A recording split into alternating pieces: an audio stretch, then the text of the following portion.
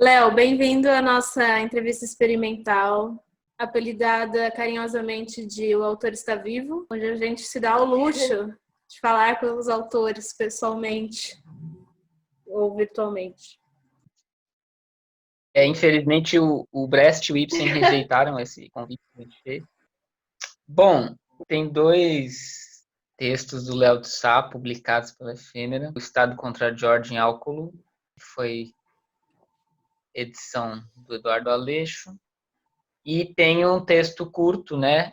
As Colônias, que faz parte da coleção Curta Curta, que é uma coleção que a Efêmera lançou agora no período de pandemia, né? E aí publicamos 9 textos curtos. Então também está lá no site, gratuito, é só entrar, ler.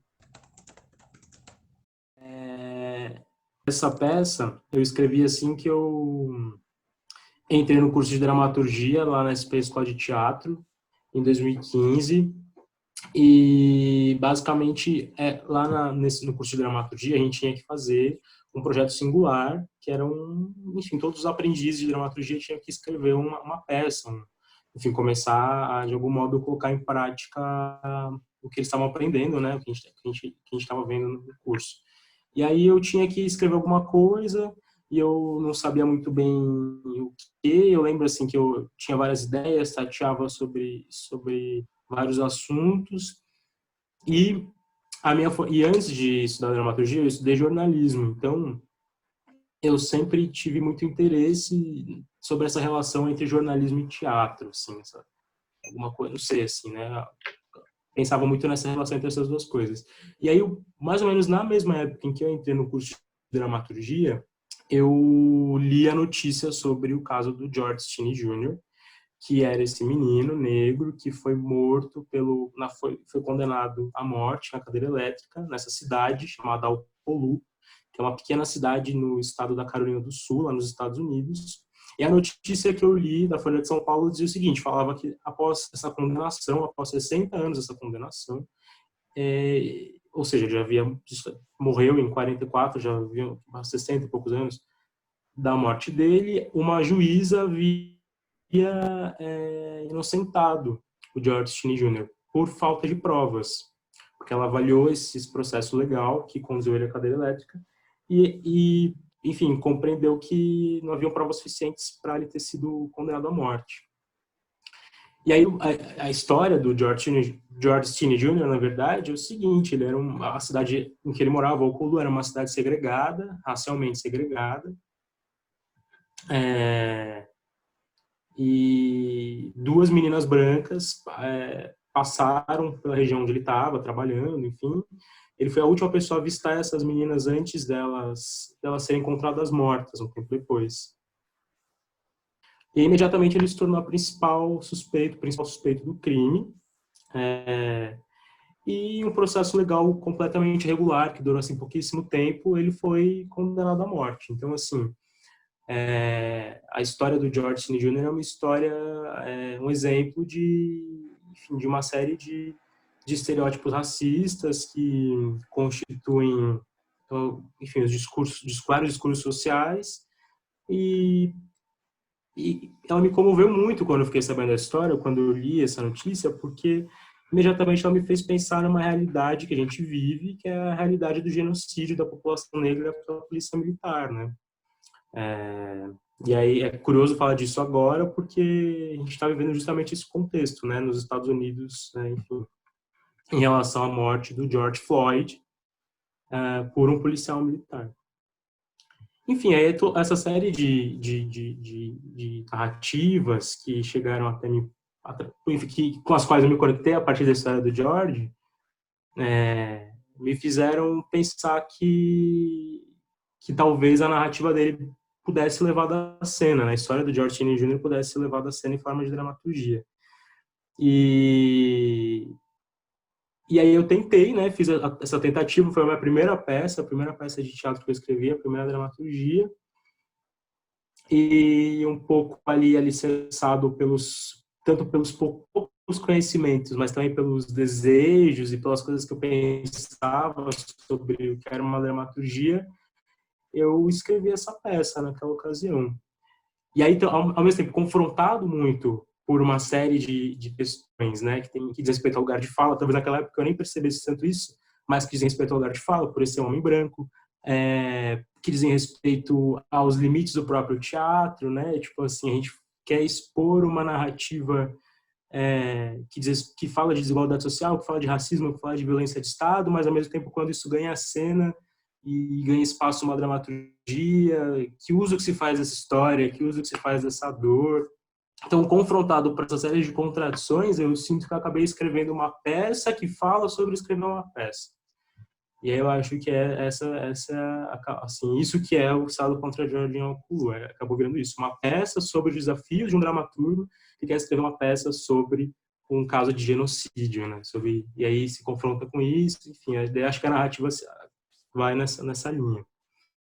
E aí, só para finalizar, então, aí foi isso. Aí escrevi esse texto, ele acabou sendo levado à cena através de uma primeira leitura dramática, na própria escola de teatro, na SP Dramaturgias. Depois de um tempo, eu chamei alguns atores e atrizes para fazer uma outra leitura dramática no Festival Satirianas, lá na SP. Mais ou menos na mesma ocasião estavam havendo as manifestações, as ocupações dos colégios pelo movimento secundarista, né, aqui em São Paulo, acho que em todo o Brasil, na verdade. Né? Mas, enfim, a gente levou a leitura como uma atividade de ocupação de greve numa dessas escolas, e o texto acabou dando origem a um projeto que foi contemplado pelo VAI em 2016. VAI é um programa de fomento a novas iniciativas culturais da Prefeitura Municipal de São Paulo.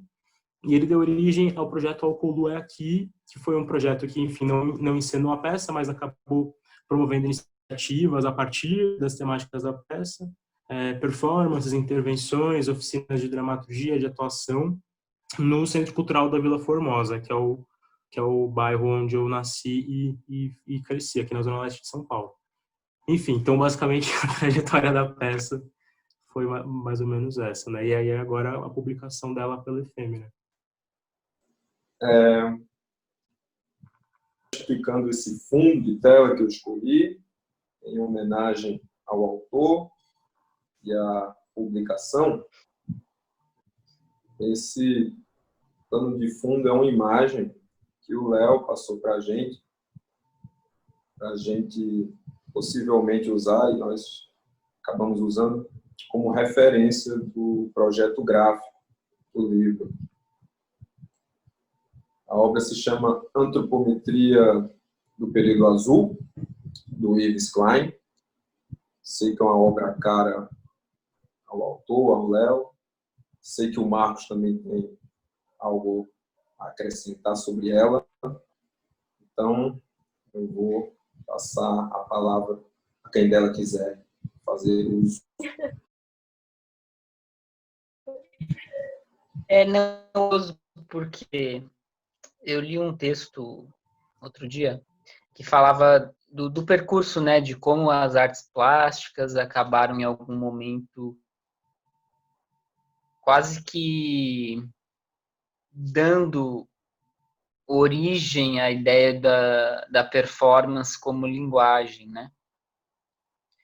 E o Yves Klein está nesse caminho, e essa obra é um marco nesse sentido, né? Porque justamente a coisa está nessas modelos que estavam ali pintadas de azul, fazendo uma ação, né, em tempo presente, né? E o quadro acaba ficando como um vestígio dessa ação, dessa performance, né? Que é uma palavra perigosa. Mas o que me chamou a atenção nesse texto é que fazia uma comparação de que o Yves Klein, de alguma forma, ele estava sendo um diretor de teatro, né? Porque ele contratou 4 atrizes para realizar uma ação, enquanto ele de fora olhava aquela ação, né? E coordenava essa ação, sem participar dela diretamente, né? Então, de alguma forma, esse quadro, né? Enfim, essa obra, ela tem uma ligação, assim, com o próprio teatro, né? Porque ela é, de alguma forma, fruto de uma ideia de encenação muito mais do que uma ideia de pintura, né? Sim, total. Na verdade, ela acaba sendo o registro da performance, né, que foi feita.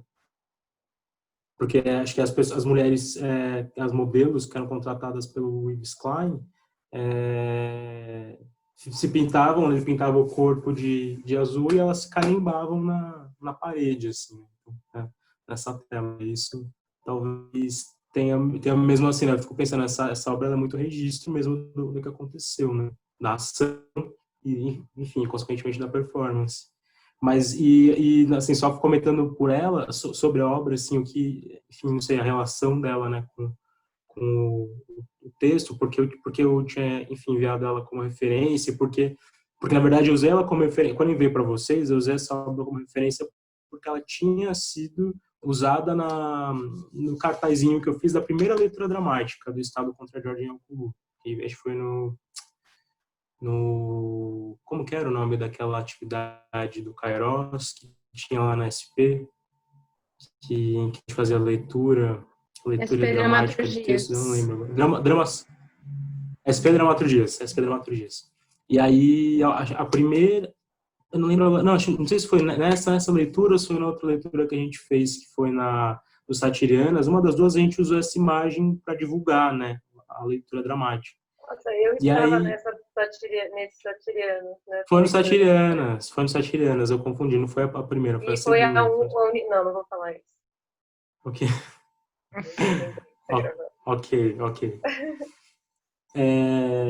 E aí, na ocasião, eu lembro que o que me chamou a atenção, assim, o que me fez pensar nessa obra como referência para o pro projeto, né, para o cartazinho de divulgação, foi porque ela, primeiro, porque tinha essa questão do azul, né, esse azul que o Yves Klein chamou de azul Yves Klein, né, então uma cor dele, assim, que ele criou, uma determinada combinação de cores até chegar nesse azul, e ele patenteou esse azul como azul Yves Klein, e a peça tinha essa questão do azul, que para mim vinha de algum lugar, eu não sabia assim, era uma questão mais, tipo, eu imaginava sempre a tinta azul, e também porque é a questão do corpo, né, que não é um registro de um corpo essa obra, né, e também na peça tinha muito isso, no Estado contra Jorge Alculu tinha muito essa questão do o corpo do menino que circula a cena e os corpos em geral, e como enfim, todas as questões que têm a ver com a violência e com a necropolítica, elas incidem sobre o corpo, no final das contas, né?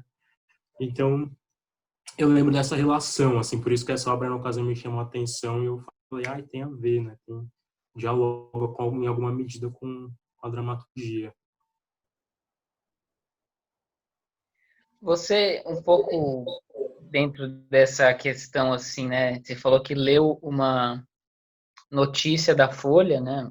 Não é bem uma notícia, mas é uma notícia Era uma notícia. dessa coisa que reviu, né, um processo passado.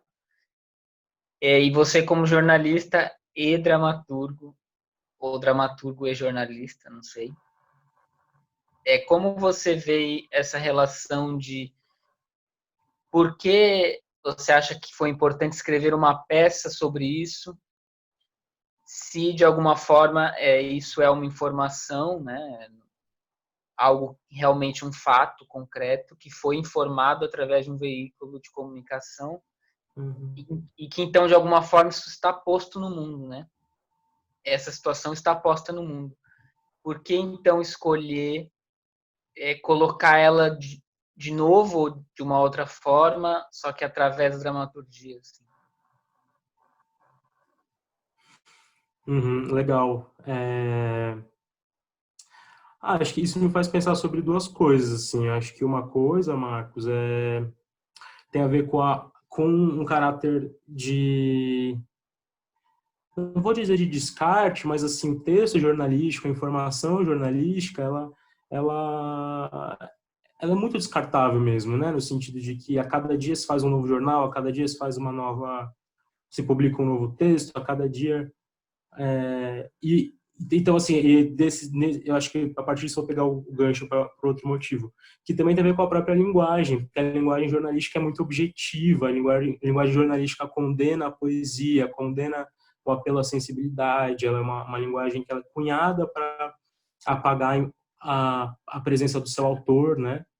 para que a gente possa ler os jornais e, enfim, identificar muito bem quem são os autores, quem são o jornalismo em geral não tem um estilo, né? Uma coisa seriam talvez os articulistas, os colunistas, mas a notícia mesmo, né? Aquilo que é emplacado todo dia na capa do jornal ou enfim na página, na página web dos jornais hoje em dia, ela não tem, não tem apelo à sensibilidade, ela é objetiva, ela não registra as impressões do seu autor. E ela é descartável no sentido de que a cada dia ela substitui, né? Não existe enfim, como posso dizer, ela não se registra como uma publicação, como uma obra, assim, né? E ao passo que eu já acho que as obras de arte, e pensando a dramaturgia também como uma obra de arte em si, né? Mesmo hoje, quando eu penso assim no texto publicado, isso me contempla muito, pensar que tipo que ele me satisfaz como texto. Eu penso assim, essa dramaturgia ela se constitui como obra, né? Ela não enxergo que ela dependa da cena, não dependa da encenação. Se ela vir a ser encenada, eu acho que é uma outra obra que dá origem, a peça de teatro em si, né? A cena carnificada. Mas aí, enquanto dramaturgia em si, como texto publicado para ser lido, ele me contempla enquanto obra. E aí eu tenho essa percepção de que a obra de arte ela é resistência. Ela sobrevive através dos tempos. Então, independente de quem quer que seja, assim, né?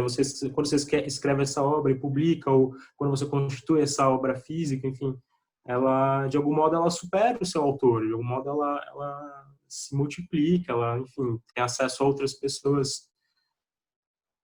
E aí eu acho que eu pensava muito sobre isso, assim, né? E aí pensava também, foi engraçado que depois que o texto foi publicado, o Lucas Laureno, nosso amigo, nosso colega também de SP, conversou comigo e tal sobre as impressões dele do texto.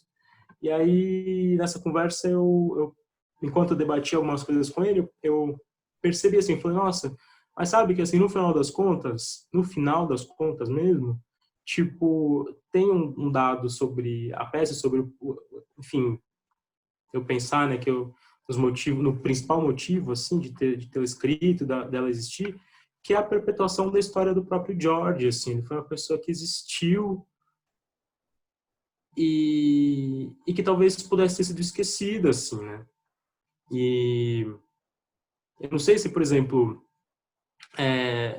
se a gente continuaria falando sobre a história dele, assim, né, se ele tivesse sido só mencionado numa notícia de jornal, assim.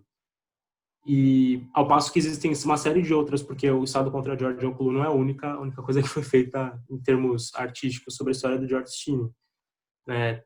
Tem filmes, ele inspirou outras histórias, videoclipes e tudo mais. Mas eu sinto que nessas plataformas artísticas, essa história desse menino, ela se eterniza mais do que no texto jornalístico per se, sabe? Não sei se eu respondi muito a pergunta, mas acho que, enfim, tem a ver com essas duas questões, o apelo poético e a resistência da obra de arte. Eu vou aproveitar que você, ao responder a Pamela e o Marcos, começou a falar um pouco, ou ao menos tangenciou, o seu processo, né? E você agora, ao final, você mencionou as outras adaptações que a história do Jorge recebeu.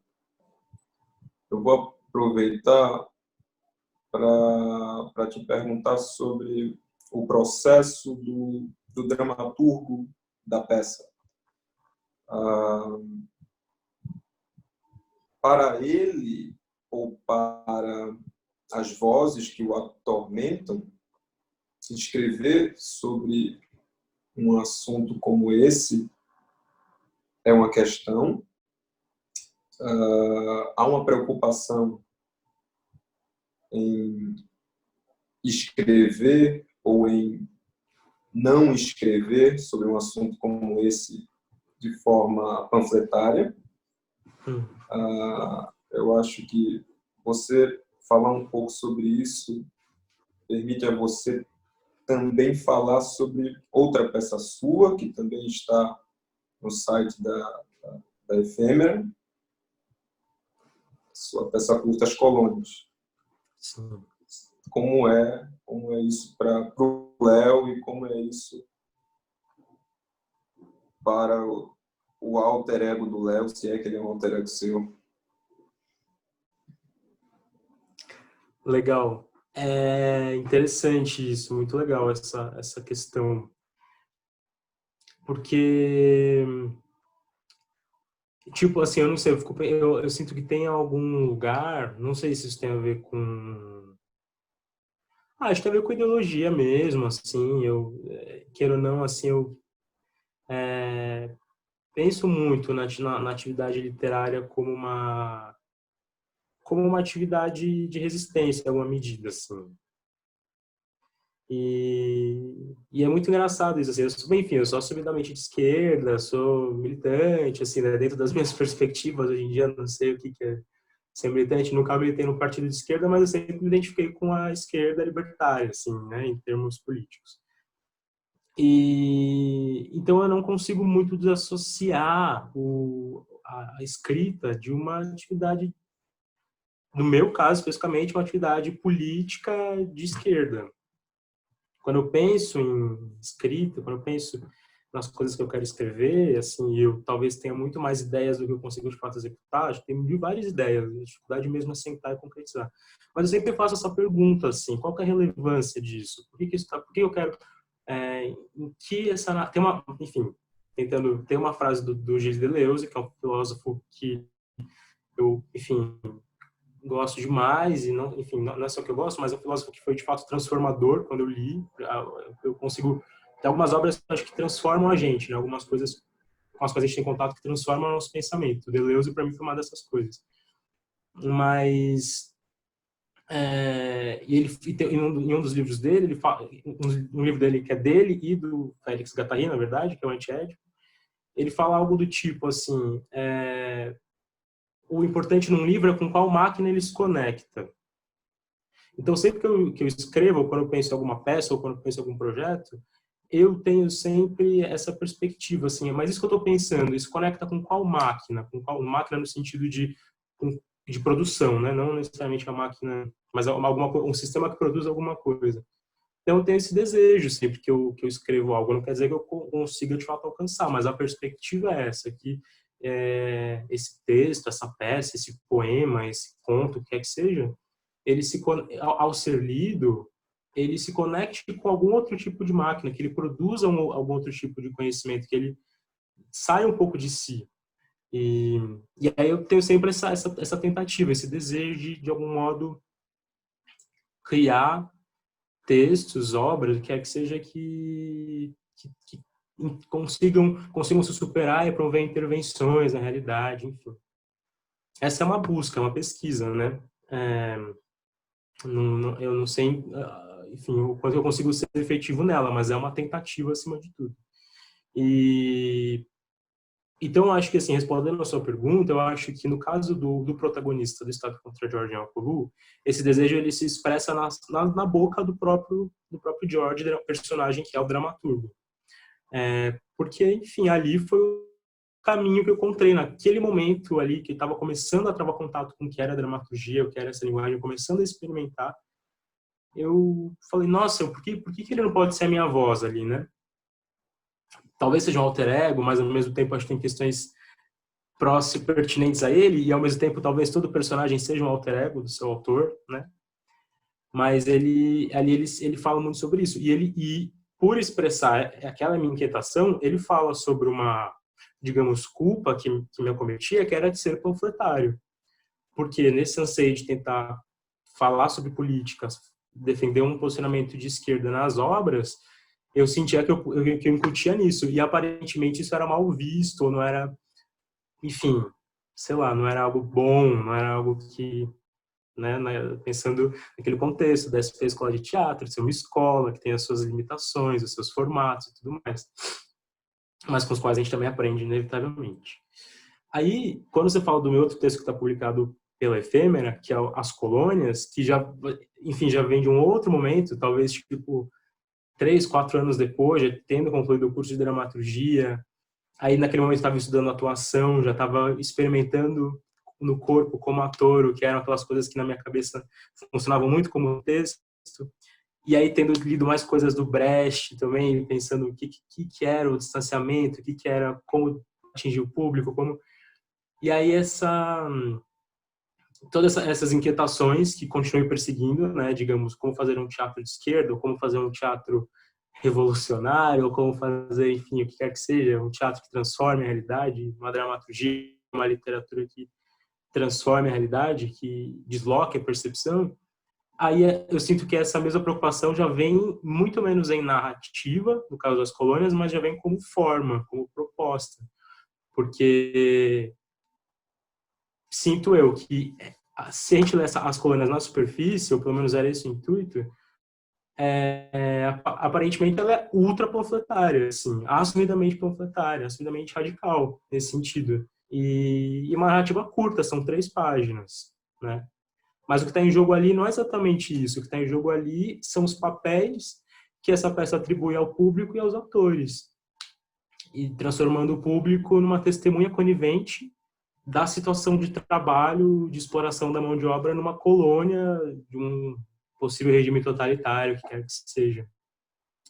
Então, acho que tem esse lugar, assim, a tentativa, o desejo, a inquietação minha como autor de fazer, de criar alguma coisa que seja literariamente impactante, permanece, mas os dispositivos, as tentativas de como materializar isso em escrita, eu acho que tem diferenças entre essas 2 peças, assim, né? Obrigado, Léo. Imagina.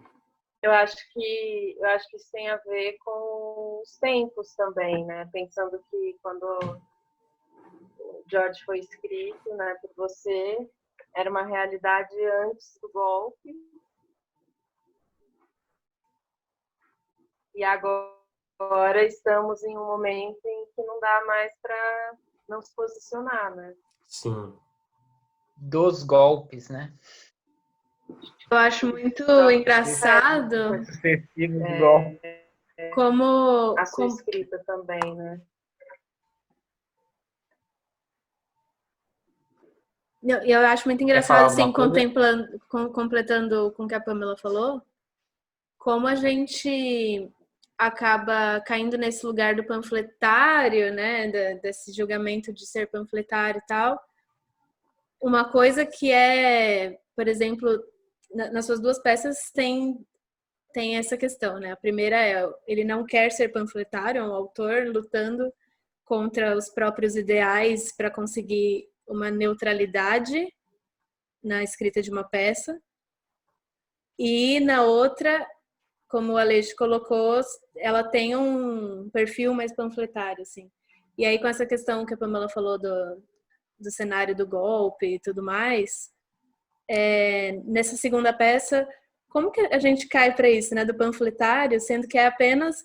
Os personagens ali estão apenas falando o que acontece com eles, assim. É só eles estão colocando uma realidade que ali é ficcional, mas que todo mundo conhece, a questão dos campos de concentração, e todo mundo sabe que dentro de grandes ditaduras e governos autoritários existem esse tipo de situação, assim, né, que você coloca em As Colônias.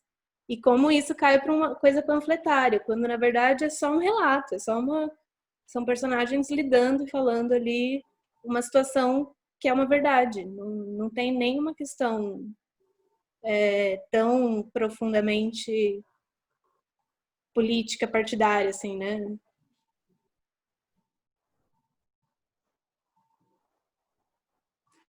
Tipo assim, a existência de campos de trabalho, ela é inegável, sendo que talvez, sei lá, pensando nesse tempo de pós-verdade que a gente vive, até isso pode ser negado também, né? Com certeza existem os discursos aí que querem negar até a existência de campos de concentração ou quaisquer outros campos de trabalho que possam vir a existir, assim. E é muito doido, porque só assim, um parênteses não tem nada a ver, mas tem a ver, só ver que tem a ver.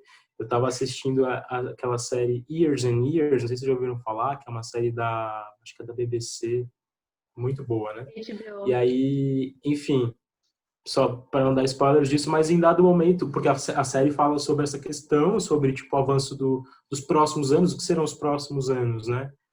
E paralelo a isso tem a ascensão de uma líder de extrema direita com um discurso absolutamente, enfim, tosco, incongruente e muito semelhante ao Bolsonaro, assim. E em dado momento desse futuro, isso aparece, assim, na narrativa dessa série, né? Um campo de concentração. E eu falei, nossa, eu tava assistindo, fiquei pensando, falei, meu, como que essa, assim, o surgimento de um campo desse sentido, assim, tá acontecendo o tempo todo e atende a várias demandas do capitalismo, atende enfim, uma série de discursos de higienização social, uma série de discursos de xenofobia, né, que estão circulando hoje, assim, tão abertamente, enfim, circulam há tanto tempo, mas hoje ganham espaço no debate público, né, internacional, nacional, ganham defensores, assim. Então, como isso não só já aconteceu, mas também tá, ameaça a realidade, assim, né? Tipo, queira ou não, como também o próprio capitalismo lida com isso, né? Com roubar o nosso tempo em forma de trabalho, roubar o nosso tempo né? Roubar o nosso corpo, assim. Então, enfim. Lembrando que o que estava escrito no portão dos campos de concentração nazistas era justamente o trabalho liberta, né? Trabalho liberta. Só o trabalho liberta, inclusive. Apenas. Eu quero aproveitar esse tema para falar um pouco, assim, dentro disso, pensando na história um pouco do que são nossas referências, inevitavelmente, né? Para o bem e para o mal, que eu sei que são suas. Porque, de alguma forma, toda a ideia que a gente tem de dramaturgia hoje está pautada na velha ideia de um drama que em algum momento entrou em crise, né, que o Peter Zonde vai fazer essa análise que ficou super famosa e acho que no Brasil ela pegou muito, né, da crise do drama, que para ele é justamente quando as questões sociais, né, que ele considera épicas, começam a invadir o drama ainda dentro de uma estrutura dramática, né? E o pico disso, não exatamente para ele, mas vou aqui pôr a minha interpretação, o pico disso vai ser um pouco o Brecht conceitualizar mesmo um teatro épico, né? Um teatro que vai romper totalmente com o drama rigoroso para conseguir dar conta de lidar com temáticas políticas e sociais que o drama rigoroso não estava conseguindo, né? E, de alguma forma, o Rainer Miller, que eu sei que é uma referência para você, ele é um pouco quem continua esse trabalho do Brecht, assim, né? Quem consegue trazer isso para além de uma fórmula, mas continua processando o que seria essa dramaturgia de um teatro épico, né? E aí ele vai para formas que são totalmente diferentes da do Brecht, mas que você vê que tem uma conexão ali. Por outro lado, e é uma crítica que se faz muito, o Lehmann, que também é um cara que ficou muito famoso, né? E que pegou muito no Brasil também com o teatro pós-dramático. O último capítulo dele ele vai terminar dizendo que a política do teatro pós-dramático é uma política da percepção. É justamente porque ele está dizendo que o próprio épico foi superado, né? O pós-dramático, conceitualmente, é o pós-épico também. Enfim, e aí surgem as críticas, né? Há quem concorde com isso, há quem ache que, peraí, o que é uma política da percepção, né? Será que uma política da percepção não é, na verdade, assumir por completo que o teatro é um produto para se consumir? Ou realmente a forma de fazer política hoje não é mais temática, mas sim na própria forma de relação com o público e no modo de produção, né? Como você vê isso, assim, dentro do que você escreve? É uma questão, assim, porque o que acontece? Quando eu penso em dramaturgia, eu me sinto muito quadrado, assim, porque eu gosto da narrativa, eu gosto da fábula. O que me interessa muito é a fábula, que é o que o Lehmann fala que o motivo pelo qual o Brecht não necessariamente, e o seu teatro épico não é necessariamente uma ruptura com o padrão, né, assim, então... E aí, então, nesse sentido, eu não sei, eu me sinto um pouco ainda não pós-dramático, porque eu gosto da narrativa, eu gosto da fábula, eu gosto do personagem, eu enxergo a nossa vida como a narrativa. Para mim, o que a gente vive é a narrativa o tempo todo. As pessoas são personagens, a gente, você sabe, assim, o que é o Bolsonaro, o que é, tipo assim, o que são essas figuras que estão nos jornais, assim. O que é a nossa própria vida, assim, né? Tipo, quando você olha para sua memória, você pensa assim nas fases, nas pessoas, nas cenas que você vivenciou, aquilo. Então, eu ainda penso muito em termos de narrativa, em termos de personagem. Eu gosto muito de personagens, assim. Quando eu penso também nas coisas que me inspiram, que me afetam, tem muito a ver com personagem, com a contradição, assim, dessa existência, as tomadas de decisão e tudo mais. Por outro lado, quando eu penso em cena, assim, se eu pensar tipo nas coisas que eu vi assim no teatro nos últimos anos e que mais me impactaram, assim, são realmente exemplos de peças que de algum modo rompiam radicalmente com essa estrutura de narrativa, de progressão, essa estrutura aristotélica, que envolvia, de fato, muito mais um apelo à percepção e aos sentidos do que necessariamente a razão, né? Ou, enfim, o que quer que seja ativado na nossa cognição para compreender uma narrativa. Então, eu penso nos trabalhos do Magilute, eu penso nos trabalhos da companhia Iato, em alguma, na obra da Grace Passou, em alguma medida que contempla a narrativa, contempla o personagem, mas, enfim, tem uma série de apelos ao sensível enfim, uma percepção de outra ordem, assim. Então, isso para mim digamos assim, é uma provocação, um tensionamento, assim. Quando eu penso em escrever, quando eu penso em escrever, em escrita, eu sempre acabo indo para esse lugar da narrativa e da fábula. Quando eu penso em cena, em materialização cênica, quando eu penso muito mais como ator, por exemplo, aí o meu apelo digamos assim, se atiça com essa questão do sensível, com o que seria o teatro pós-dramático. Agora, eu acho que as coisas elas estão em jogo, assim, né? Elas estão em diálogo. Eu não acho que em alguma medida, eu acho que quando a gente vira muito pós-dramático, a gente abandona o teatro, vira outra linguagem, assim. Só que aí o que acontece? Eu não vejo como uma oposição, eu vejo como uma gradação. Existe uma gradação de perspectivas. Em algum momento vai se aproximando de artes visuais. Em algum momento aquela manifestação vai se aproximando da própria performance, que é uma linguagem consolidada e que não é mais necessariamente o teatro.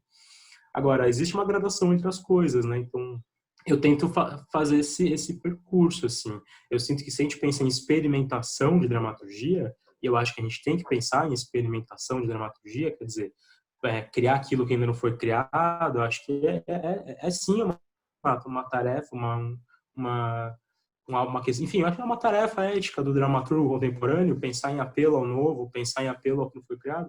Então, eu sinto que se a gente se lança nessa direção, inevitavelmente a gente vai se chocar com manifestações de linguagens e artísticas e teatrais que estão superando já o drama. Por outro lado, eu acho que existe um passado que sustenta a dramaturgia e que sustenta, enfim, a nossa existência, que é a narrativa, que é o personagem, que é a história, que é a tradição oral. Então, eu me sinto um pouco nessa gradação entre uma coisa e outra, assim, instável, né, tentando lidar com isso. Poucos estão, igual você falou, né? Normalmente eu costumo gostar de peças pós-dramáticas, quando eu vejo a peça, né?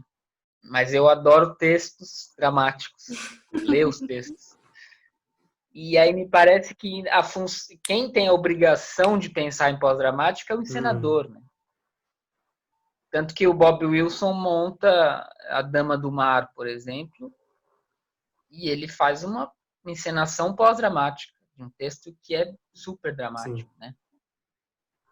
Então, me parece que, às vezes, embora dê para pensar, né, uma dramaturgia pós-dramática também, e tem exemplos, e acho que o próprio Rainer Miller né, foi alguém que iniciou um pouco esse caminho, tipo, descrição da paisagem, que é... Como que isso é teatro? Cadê o personagem? Cadê a fábula, né? Cadê a ação? Mas cadê a ação? É uma coisa estática, né? Uma paisagem. Mas aí me parece que se um encenador consegue transformar um texto dramático numa peça pós-dramática, então, no fundo, o dramaturgo contemporâneo pode continuar sendo dramático, né? Se ele quiser. Ou épico, ou o que quer que seja, né? Isso não é superado, né? Não me parece que isso é superado. Não, total. Não, e tem até uma questão que eu fico pensando. Gente, eu acabei de ver que a bateria tá acabando. Eu preciso conectar o carregador, tá? Só um minuto. Tudo bem, tudo bem. Tá aqui do lado, só. Nossa, já? Esqueci de deixar no já. Não, porque eu ia falar também que em cima disso que você está falando, Marcos, sobre o Rainer Miller, né? Que realmente é uma grande influência e a sua peça, o Hamlet Mack, né? Talvez a minha peça preferida, eu amo aquela peça, eu releio constantemente. Ali, por mais pós-dramático que ele seja, ele está super ancorado em uma série de questões pertinentes ao clássico, assim, né? O próprio Hamlet é um grande personagem, talvez o personagem mais lembrado da dramaturgia. Ele trabalha no seu procedimento, né, poético. Rainer Miller trabalha com um fragmento de coisas que já foram escritas, né? No próprio Hamlet Mack tem um trecho do Dostoiévski, tem um trecho dele próprio, né? Ele vai. Então, assim, é curioso, assim, como ali também está presente, né? Assim, não existe necessariamente um abandono completo do que seriam esses ícones do drama clássico, enfim. O clássico tá ali, tá? A herança do clássico tá pulsando ali, né? Mas, enfim, existe sim uma experimentação, existe um apelo a uma outra ordem. E isso me faz pensar também numa coisa que quando você fala assim da libertação, né? Do dramaturgo, assim, também que isso é um outro lugar, a gente quer se pensar em que medida que esse tipo de pós-dramático, ou enfim, isso que a gente compreende como contemporâneo, também não faz com que a dramaturgia volte ao seu lugar de literatura, assim, né? Não encontre o seu não sei se volte, mas assim, mas não se pense como literatura, porque a dramaturgia é literatura também, né? Então, e aí existem impactos, pensando também nesse exemplo do Hamlet Máquina, existem impactos que eles me atravessam como leitor, assim, né? Como leitor da peça. Eu já vi montagens dessa peça que me impactaram também, mas quando eu sento para ler aquele texto, assim, rubricas, né, do tipo Balé das Mulheres Mortas, 3 geladeiras abrem, em cima da geladeira sai Marx, sai Lenin, não sei o quê. Tipo assim, são apelos que são imagens, são, enfim, coisas que de ler aquilo eu já falo, gente, o que está acontecendo? Aquilo me desloca a minha percepção completamente, assim. Uma rubrica que... Eu estava lembrando esses dias, uma rubrica do final, da última cena, que é Na Espera Feroz, milênios, não sei, nas profundezas. Eu falo, nossa, tipo assim, que só essa rubrica, que em tese é algo que é tão desapercebida, né? A rubrica na dramaturgia, ela é tão esquecidinha, assim, a rubrica ganha essa função de, nesse momento o personagem vira à direita, né? Uma indicação meramente protocolar. E aí ali a rubrica, ela ganha a força literária, não interessa tanto que vai ser encenado daquilo, mas aquela rubrica tá escrita daquele jeito, tipo... Então eu fico pensando nesse momento também da dramaturgia, se reconhecer como literatura, como manifestação literária. E talvez isso seja uma consequência do teatro pós-dramático também. Assim. E também eu queria que você falasse um pouco sobre como foi, né, esse processo de ser publicado e como que a gente vivenciou isso, como foi para você.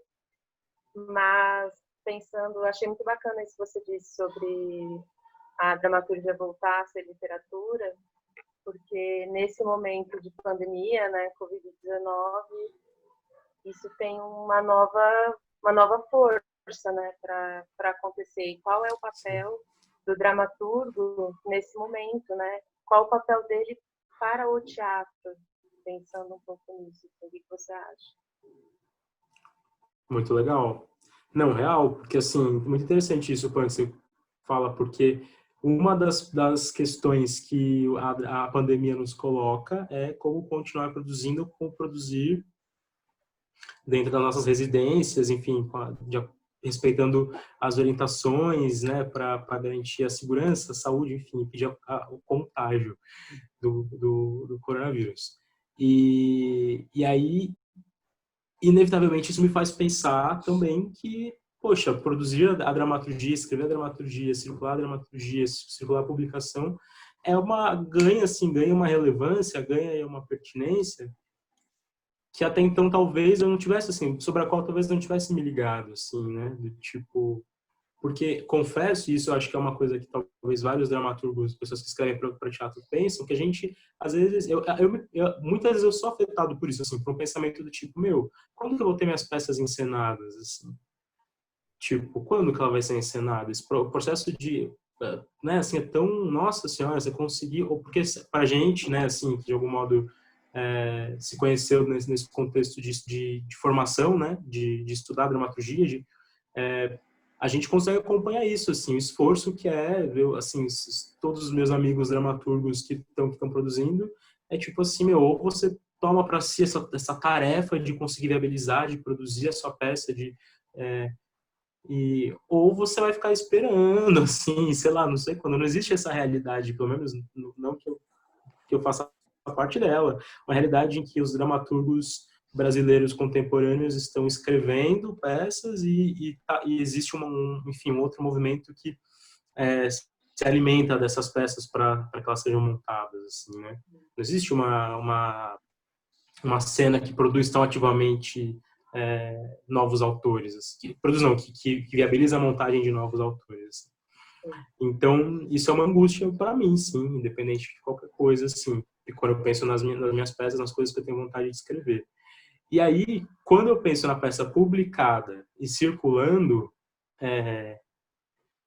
eu falo, nossa, é um movimento, assim, sabe? É sim uma forma de fazer, de levar a cena, levar o teatro adiante na pandemia, assim.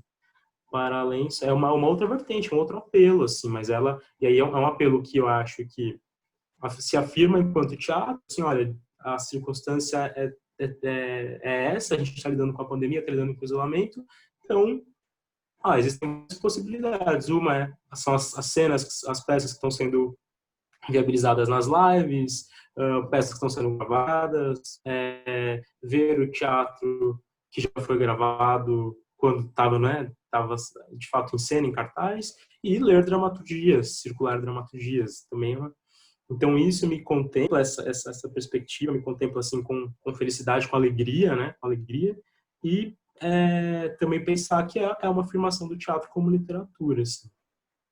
Para mim, assim, pessoalmente, ter a peça publicada, ter o Estado contra Jorge Ampulo publicado pela Efêmera, estou pensando especificamente nisso, foi muito feliz porque eu não estava... há muito tempo já que essa peça, eu não trabalhava com ela, não tinha perspectiva de encená-la. E aí, de repente, com a publicação, aí, o primeiro aspecto, porque eu achei que a publicação ficou bonita, eu gostei, então, assim, tipo, achei o design lindo, isso, assim, nossa, que legal, sabe, já ganho muito mais do que... eu adoro design, adoro diagramação, então... Nós também. Eu também. Então, nossa, que legal a diagramação, as soluções, assim, sabe,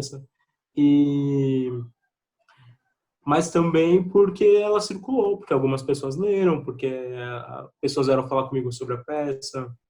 Então eu falo, nossa, é isso, assim, né? Tipo, a mensagem tá circulando, assim. A história do E George, né? Que você falou no a começo história do George. também. A mesma coisa com as colônias, assim. Então, tipo assim, muito legal, sabe? Aí, tipo, ver as outras pessoas publicando, ler os textos das outras pessoas, isso, tipo, gera um movimento, assim, né? Então, assim, me dá uma... Faz parte dessas coisas que eu tava falando lá no começo, tipo assim, tem algumas coisas que me dão uma certa esperança. Isso me dá um... Nossa... Aí meu movimento, assim, sabe? Fico pensando, putz, agora talvez escrever para publicar, enfim, aí mil coisas a partir disso. Ah, não, é uma coisa rápida só, que com essa coisa de muita peça em vídeo, né? Não só de lives, mas também muitos teatros disponibilizaram nessas peças filmadas. E aí, assistindo algumas, e aí eu comecei a pensar um pouco sobre isso, assim, o que é melhor, assistir uma peça, um vídeo de uma peça gravada ou ler um texto de teatro? Nossa, sim, uma questão. Por que o vídeo é mais teatro, assim, assumindo que os dois não sejam teatro, que já é uma discussão que a gente pode ter e concordar ou discordar. Mas se os dois não forem teatro de fato, porque o teatro precisaria da presença, etc., por que o vídeo é mais próximo do teatro do que o texto? Uhum. Uhum. Assim, não sei, né? Para mim é justamente o contrário, assim, eu me sinto muito mais próximo da experiência teatral lendo uma dramaturgia do que vendo uma peça gravada. Eu acho que essa potência da dramaturgia, às vezes, ela é um pouco esquecida ou colocada em segundo plano, assim, né?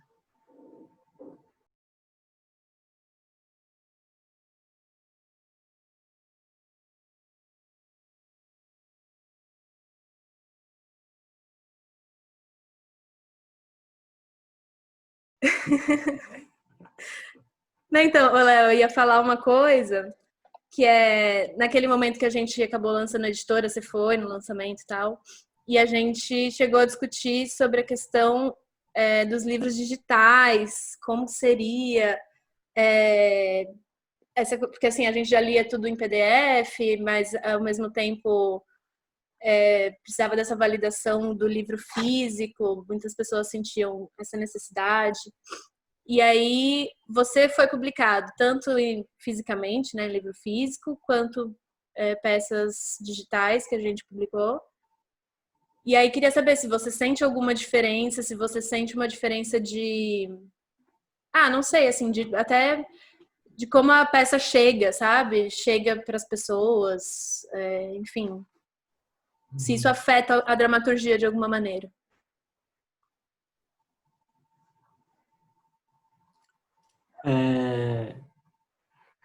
Eu acho que são várias questões. Estava pensando muito sobre isso ainda hoje, assim, estava tendo, enfim, uma elaboração, assim, e fiquei pensando sobre essa relação. Porque existe algum tipo de imaginário enfim, que envolve o escritor, que é o escritor publicar o livro, né? Tipo assim, você se valida por um objeto, assim, né? E acho que eu li em algum lugar uma frase da Conceição Evaristo falando algo do tipo assim, o escritor é quem escreve, é quem publica. Assim, estava descontextualizado, eu vi só essa frase, mas não sei exatamente qual contexto pertencia. Mas, enfim, estava refletindo sobre essas questões. E eu mesmo, assim, como alguém que aspirava a escrever, aspirava a produzir literatura, dramaturgia, realmente, assim, eu tinha uma expectativa muito grande sobre ter um livro publicado, um livro físico publicado. Eu acho que ele tem o seu apelo, assim, eu não acho que isso é aleatório, eu acho que é, de fato, um apelo físico, um objeto, e tem a sua relevância e tudo mais, assim. Então, assim, tipo, que eu publiquei, tem um livro de poesia publicado, que é o Morro em Ponta de Faca, foi publicado pela editora Primata, no final do ano passado, em novembro de 2019. E publiquei as minhas peças pela Efêmera, O Estado contra Jorge Anculu e As Colônias. As coisas que eu publiquei, assim, como autor. Teve também E aí... o do peixe. sim, teve o Devir Devir Animal. Animal. O Devir Animal, que foi publicado na coletânea do Jovens Dramaturgos da Escola Sesc do Rio. Então, assim, pensando nessas coisas, eu hoje, assim, né, quando eu olho para essas publicações, assim, eu percebo que tem um dado que é maior, assim, que acho que é mais relevante, pensando em escrita, que é circulação. Hoje eu penso nisso, assim, circulação, como que a coisa circula. E a circulação ela é muito complicada, assim, de pensar em objetos físicos, porque ela envolve gastos e porque ela envolve mais agências, assim, envolve mais agentes, mais intermediários nessa circulação, assim. Então, hoje eu percebo que é engraçado que um tempo atrás eu tinha visto um vídeo da Hilda Hilst falando algo sobre isso e ela ironizava, assim, a Hilda Hilst era muito sarcástica, né? No vídeo ela ironizava, falando com a repórter, ela falava assim, o Masao Ono, que é o meu editor, ele é um excelente gráfico, um excelente, né, editor, mas ele gosta muito dos livros, então ele guarda os livros debaixo do colchão dele. E obviamente, hoje eu percebo, eu estava criticando o fato de que a circulação, né, não se concretizava. Então, com tudo isso, quero dizer que ao livro, hoje eu percebo, assim, como o livro digital, ele tem uma aderência, uma possibilidade de circulação mais imediata, assim, mais possível. E aí isso me faz ter uma outra percepção sobre a coisa, assim. Porque também isso tem muito a ver com tudo que a gente tem, assim, quando eu vejo, assim, vou ser bem honesto, bem honestão agora, mas quando eu vejo, assim, a profusão de pessoas promovendo fake news, canal de desinformação, escrevendo sobre qualquer assunto, escrevendo o que quer que seja, difundindo discursos de ódio, difundindo tudo isso, e circulando suas mensagens de destruição, quando eu vejo tudo isso acontecendo, eu falo assim, o canal já existe, a rede em que as coisas circulam, em que a informação circula, já está dada, já está concretizada. Então, cabe ao escritor disputar essa rede ou não também, né? Não dá para negar essa rede. O que eu quero dizer com isso não acho que exista necessariamente um embate entre publicar o livro físico ou publicar o livro digital. As coisas podem coexistir, mas eu acho que não se trata mais de olhar o digital como menor, como menos real do que o livro físico. Eu acho que, pelo contrário, é entender que ele tem uma relevância, uma penetração, uma circulação, uma potência de circulação, inclusive maior. Então isso que eu penso, assim, né? Hoje, assim, eu penso muito em uma coisa quando eu penso em produção, assim, circulação de livro, eu penso assim, eu acho que ele tem que existir digitalmente e ver como isso circula, ver como isso chega ao público, e pode haver uma tiragem física para que ele esteja nas bibliotecas, para que ele, enfim, circule por espaços onde o digital não penetra, para que ele tenha um exemplar, você entende assim? Mas não necessariamente para pensar o livro físico como o vetor principal da circulação da literatura, da dramaturgia, do pensamento crítico, da poesia, o que quer que seja, assim, né? Enfim, penso um pouco sobre isso, assim. E isso tem muito a ver com edição, né? Porque eu fico pensando, às vezes eu baixo umas teses ou dissertações, tipo na USP, da Unicamp, né, que disponibilizam tudo, né, tipo não sei se é uma lei ou enfim, uma questão ética, né, são universidades públicas, tudo que é pesquisado lá é disponibilizado. Só que a edição mesmo, né, existe um problema de edição que faz com que esse material, por mais que esteja ali, e é só fazer o download, ele não acessa, assim, né? Ele é muito pouco acessado só por quem realmente está muito interessado naquele tema específico. E aí eu acho que esse é um pouco edição e é um pouco mediação, né? Como a gente vai mediar e através de que edição esses materiais com as pessoas, né? E aí a dramaturgia é a mesma coisa, né? Como que isso acontece? Acho que a editora Efêmera está pensando bastante nisso, né? Os textos existem, as pessoas que querem ler existem, mas a conexão precisa ser feita, né? E a conexão que já existe, que seria ir numa livraria e comprar um livro, ou mesmo comprar um livro digital no site, ela não está dando conta, claramente, assim. Para a dramaturgia, pelo menos, né? Não sei para os outros livros. Então, acho que é isso que a gente está tentando pensar, né? Vamos ver quais as ideias que surgem. É muito louco Sim. como fiz essa pergunta até pensando que faz menos de um ano que a gente estava nesse lançamento da editora e que a gente teve esse debate que levou um tempão até, né, sobre a questão dos livros digitais, e muitas pessoas falaram e algumas falaram assim, não, livro físico, inclusive você foi uma delas, eu acho, você falou, sinto falta do livro físico e tal.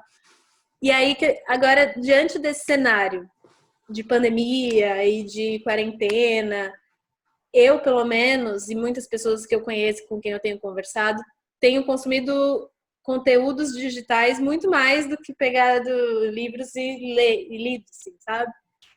Eu tô lendo alguns livros, vários ao mesmo tempo, mas que eu fico andando com eles pela casa, enquanto eu tô aqui lendo peças no celular, lendo textos, lendo matérias. Enfim, e aí achei como isso evoluiu numa rapidez, né? Porque foi em agosto que a gente estava lá, e agora a gente está em maio, e eu senti uma evolução da aceitação desse, né? Porque existiu uma imposição agora, né? Do digital na nossa vida, uma presença constante, inclusive por isso a gente está aqui agora e não juntos. E como isso evoluiu muito rápido, em 6 meses a gente já está em outro lugar, assim, sabe?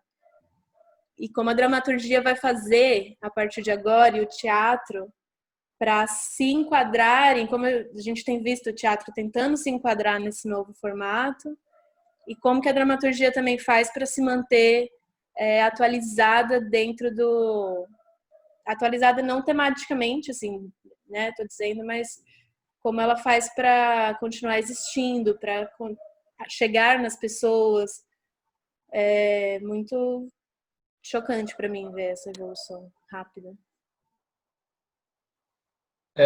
Léo, acho que inevitavelmente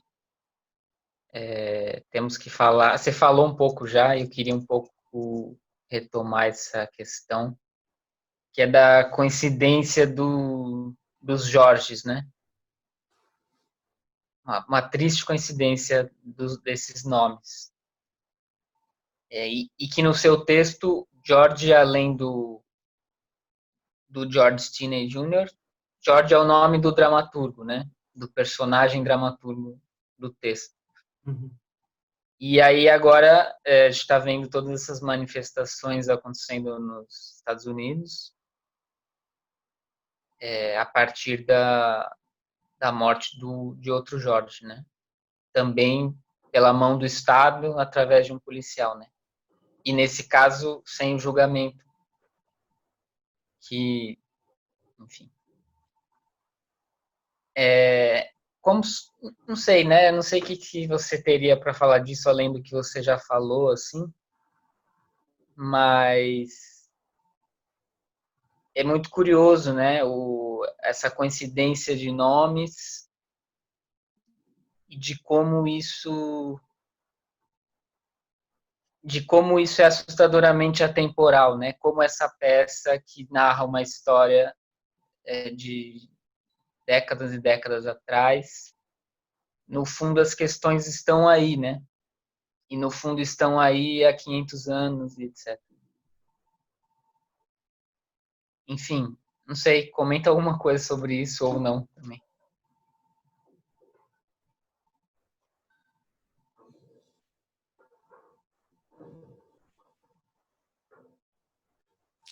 Marquito, eu perdi um pouquinho do final que você falou. Você pode repetir só o final, se lembrar as últimas palavras?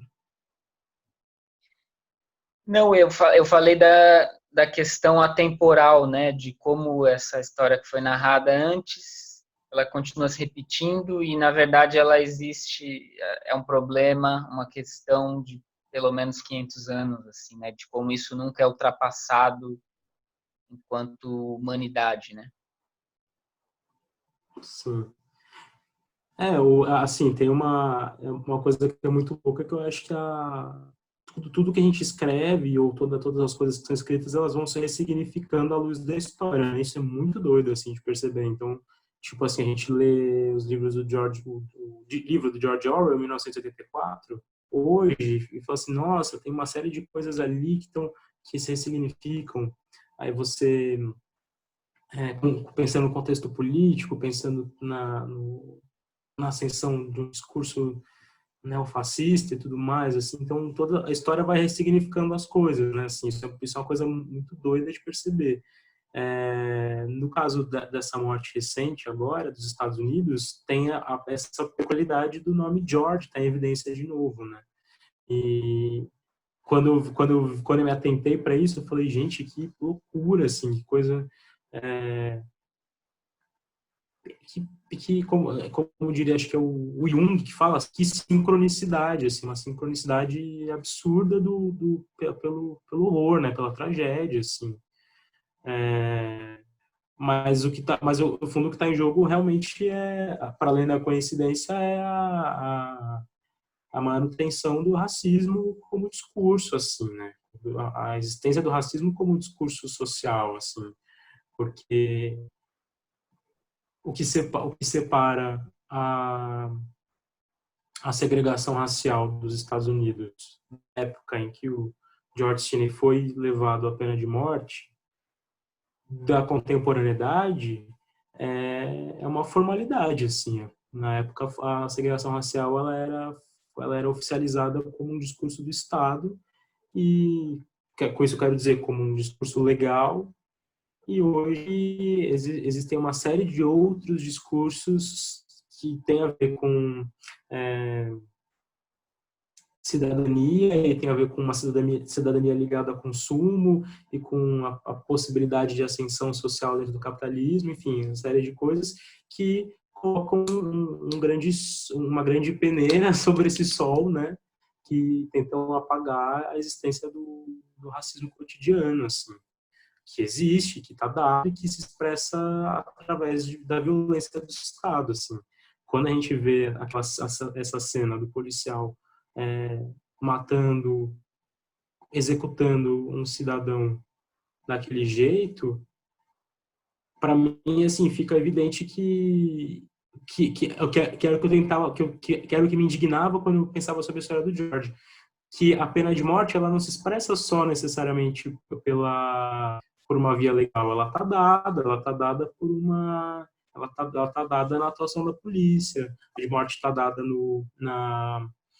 tá dada no racismo cotidiano que mata aos poucos também a população negra, eliminando ela da, da visualidade, tirando a evidência dos corpos negros da mídia, apagando a história, a ancestralidade de uma série de tradições negras. Então, assim, acho que pensando naquela época para hoje, ou pensando dos Estados Unidos para o Brasil, existem atenuações discursivas, mas o racismo ele continua presente, continua cruel e continua executando. É uma pena de morte que ela se expressa do macro ao micro em doses maiores ou menores doses, mas que é cotidiana, assim. E então um pouco isso, assim, né? É claro, pensando no nome George, tem essa questão, essa peculiaridade da coincidência, da sincronicidade, mas o que se evidencia de fato é o racismo mesmo, o racismo que pauta a ação policial, que enxerga o corpo negro como um corpo inimigo, né? Que tem suas vítimas nos Estados Unidos, tem suas vítimas no Brasil, né? Então, enfim, acho que é por aí. Tem um caso que eu acho que acompanhei durante o tempo e que eu acho que não teve tanta visibilidade, que é o caso da Babi Querino, da Bárbara Querino, que é uma menina de 19 anos que foi acusada de um assalto, uma menina negra de 19 anos, que foi daqui de São Paulo, que foi acusada de um assalto, porque a vítima do assalto, enfim, identificou, achou que podia ser ela, não sei o quê, só que no mesmo dia do assalto ela tinha um álibi formal. Ela estava fazendo um trabalho, porque ela é modelo, bailarina, estava fazendo um trabalho no Guarujá. Ela tinha um álibi. Tinham pessoas que comprovavam que ela não estava no local do crime no dia do crime. E mesmo assim, por uma série de entraves jurídicos, enfim, uma série de questões sobre as quais não tenho domínio, ela ficou presa durante um ano e pouco, quase um ano e meio. Até que o processo acabou e ela foi inocentada. Então ela foi inocentada, ela não foi uma vítima fatal do racismo, não foi uma vítima fatal do genocídio. Só que um ano e meio da vida dela foi roubado, ela tinha 19 anos, enfim, ficou um ano e meio. Ela, na época em que ela foi presa, ela tinha sido aprovada no vestibular pelo ProUni, se não me engano, e perdeu a chance dela de entrar na universidade. Então, assim, entende assim, eu quero dizer? Tipo assim, existem expressões muito macabras, muito cruéis, racismo institucionalizado, que uma série de outras narrativas, assim, né? Não só, acho que quando a gente vê o levante dos Estados Unidos, a que está acontecendo agora, é porque essa situação ela tem sido alimentada durante muito tempo, assim, né? E tem sido ignorada, tem sido, enfim, uma série de discursos têm tentado sufocar a existência desse racismo, mas agora a revolta explode com essa magnitude porque muita gente se identifica, né? Muitos corpos que estão ali protestando percebem que eles podiam ter sido, que eles podiam ter sido aquela vítima, que eles são violentados diariamente. Então, é isso, assim.